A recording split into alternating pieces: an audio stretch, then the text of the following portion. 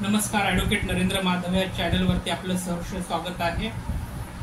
समुपदेशन म्हणजेच काउन्सिलिंगचं महत्त्व कायदेशीर घडामोडीमध्ये का आवश्यक आहे या अनुषंगाने आपण बोलणार आहोत. मित्रांनो, मुळामध्ये आमच्याकडे बरेचसे पक्षकार येत असतात आणि पक्षकार आल्यानंतर त्यांच्या मनामध्ये विश्लेष अवस्था त्यांची चालू असते की काय करावं काय नाही. मॅटरमध्ये त्यांच्या मनामध्ये अस्थिरता निर्माण झालेली असते आणि त्या अनुषंगाने मग कुठेतरी त्यांना न्याय मिळावा त्या अनुषंगाने ते गडबड करत असतात. परंतु आपण जसं बघतो असतो की कोर्टाची प्रक्रिया ही पूर्णपणे वेगळी असते की कोर्टामध्ये आल्यानंतर तारीख घेतल्यापासून तर जजमेंट लागेपर्यंत कोर्टाची प्रोसेसची प्रक्रिया ही पूर्णपणे वेगळी असते आणि त्यामध्ये मग पक्षकार हा पूर्णपणे गोंधळून गेलेला असतो.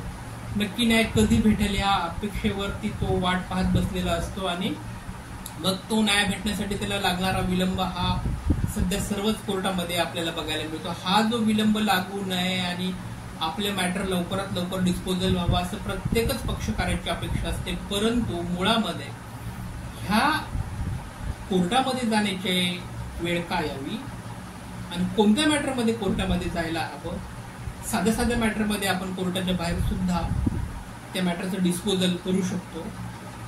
जिथे की जसं आपल्याला सांगते की जिल्हा विधी प्राधिकरणामध्ये आपल्याला लोक अदालतची तरतूद आहे, त्याचबरोबर मेडिएशनची सुद्धा तरतूद त्यामध्ये आहे की मेडिएशन, कॉन्सिलेशन आणि निगोसिएशन या प्रक्रियेच्या अंतर्गतामध्ये जे मॅटर डिस्पोजल करण्यासारखे असतात, जे मॅटर छोटे असतात, ज्या मॅटरमध्ये कुठलाही असं मोठा कॉज ऑफ ऍक्शन किंवा फार मोठी अशी हानी झालेली नसते, अशा मॅटरच्या अनुषंगाने मग ते दावे डिस्पोजल होऊ शकतात. तर आम्ही आमच्या वैद्यनाथ समुपदेशन केंद्राच्या मार्फत प्रत्येक पक्षकारांना हा सल्ला देत असतो की त्यांनी त्यांचे जे दावे आहेत ते दावे कोर्टात जाण्याच्या आधी एकदा त्यांनी समुपदेशन काउन्सिलिंग करणं अत्यंत आवश्यक आहे. कारण जर तुम्ही काउन्सिलिंग कराल तर तुम्हाला तुमच्या जो वादांतिक मुद्दा आहे त्या वादांतिक मुद्द्याच्या मुळाशी नेमका हेतू तुमचा आणि तुमच्या ऑपोजिट पार्टीचा काय आहे याचा तुम्हाला अभ्यास त्या ठिकाणी होईल आणि मग तो अभ्यास झाल्यानंतर खरंच कोर्टामध्ये जाऊन तुम्ही तुमचा वेळ आणि पैसा वाया घालवायचा की त्यातनं तुम्हाला येणारं बऱ्याच अर्थाने येणारं नैराश्य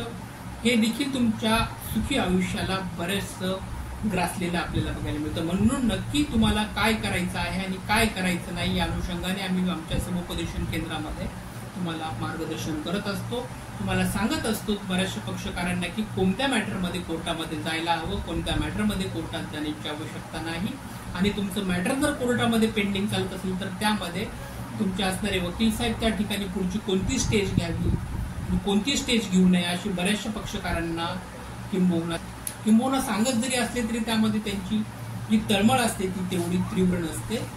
कारण बऱ्याच वकील साहेबांच्या मागे बरेचसे मॅटर असतात, काम असतात, कामाची व्याप्ती असते आणि त्यामुळे प्रत्येक पक्षकाराचं समाधान हे होईल अशी अपेक्षा घेऊनच वकील काम करत असतात. परंतु जेवढं डिस्पोजलला वेळ लागतो दाव्यांना त्यानंतर मग पक्षकाराच्या मनामध्ये कुठेतरी न्याय व्यवस्थेच्या अनुषंगाने नकारात्मकता यायला सुरुवात होते आणि मग ते कुठेतरी मानसिक अस्थिरतेकडे गेलेले आपल्याला बघायला मिळतात. तर हे त्यांचं मानसिक अस्थिरता जर आपल्याला थांबवायचं असेल तर आपण समुपदेशनाकडे येणं अपेक्षित आहे.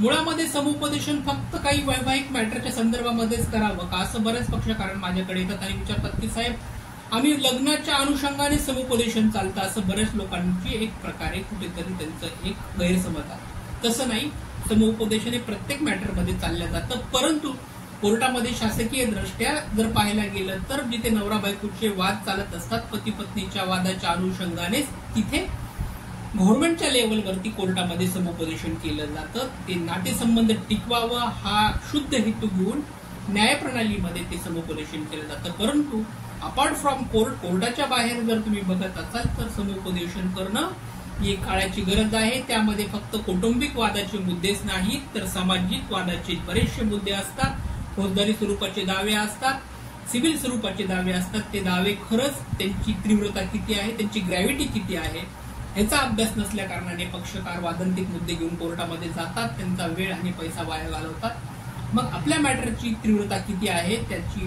ग्रॅव्हिटी किती आहे, त्या मॅटरमध्ये किती आपला वेळ आणि पैसा कोर्टामध्ये जाणार आहे याची जाणीव जागृती त्यांना नसते आणि त्याचमुळे ते त्यांचा वेळ आणि पैसा कोर्टामध्ये घालवत असतात. ह्या सगळ्या गोष्टीवर तुम्हाला उपाय पाहायचा असेल तर तुम्ही आमच्याशी संपर्क करा. आम्ही तुमच्या प्रत्येक दाव्याच्या खोलाशी जाऊन तुमचा दावा कोणता आहे, तो दावा कोणत्या स्वरूपाचा आहे, त्यात तुमचा वादांतिक मुद्दा काय आहे, तुम्हाला कशा पद्धतीचा न्याय हवा आहे, तो न्याय कोणाकडून हवा आहे, संबंधित संपूर्ण मार्गदर्शन आम्ही आमच्या केंद्रामार्फत तुम्हाला करू. त्याचबरोबर तुम्हाला तुमच्या मानसिक, शारीरिक आणि कोर्टाकडून होणाऱ्या सकारात्मक उद्देशानंच आम्ही तुम्हाला न्याय व्यवस्थेच्या संदर्भामध्ये उभा करू की येणाऱ्या प्रत्येक पक्षकाराला न्याय व्यवस्थेविरुद्ध त्यांचा सकारात्मक भावना त्यांच्या मनामध्ये निर्माण झाली पाहिजे. त्यांच्या मनामध्ये कुठूनही चुकूनही नकारात्मक भावना वेळ आणि पैसा गेल्यामुळे तयार होता कामा नये. हा शुद्ध हेतू घेऊन आम्ही आमचे केंद्र चालवतो. तुम्ही पण आमच्या केंद्राला भेट द्या, मोठ्या प्रमाणे आमच्याशी संपर्क करा आणि तुमचे दावे निकाली काढा.